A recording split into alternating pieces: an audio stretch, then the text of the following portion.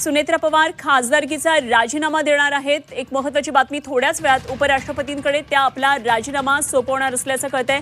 CP Radhakrishnan यांच्याकडे त्या आपल्या पदाचा खासदारकीचा राजीनामा देणार आहेत। सुनेत्रा पवार यांच्या संदर्भातली सगळ्यात महत्त्वाची घडामोड आहे।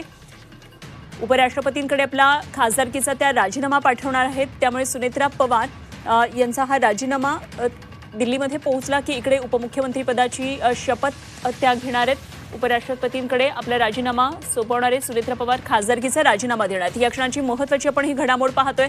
तर दिल्लीमध्ये सुद्धा या संदर्भात काय नेमकं घडामोडी घडतात ते आपल्याला पाहायचंय। अर्थसंकल्पीय अधिवेशन सध्या सुरू आहे आणि याच दरम्यान सुनेत्रा पवार यांच्यावर झालेला एक प्रकारचा हा आघात आहे। त्यांना आपल्या खासदारकीचा आता राजीनामा देऊन राज्यामध्ये उपमुख्यमंत्री पदाची शपथ घ्यावी लागते आहे आणि उपराष्ट्रपतींकडे आपला ते राजीनामा सोपवणार आहेत आणि इकडे राज्यात आज 5:30 वाजता त्यांचा उपमुख्यमंत्री पदाचा शपथविधीचा कार्यक्रम होणार आहे।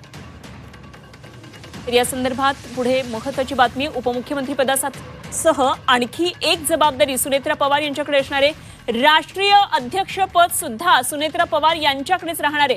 आमदार खासदारांच्या बैठकीमध्ये या संदर्भातलं एकमत झालेलं आहे आणि सुनेत्रा पवार यांच्या संदर्भात आणखी एक मोठी बातमी, सुनेत्रा पवारच अजितदादांच्या राजकीय वारसदार असणार आहेत। उपमुख्यमंत्री पदाची जबाबदारी आणि त्याचबरोबर आणखी एक महत्त्वाची जबाबदारी म्हणजे राष्ट्रीय अध्यक्षपद सुद्धा सुनेत्रा पवार यांच्याकडेच असणार आहे।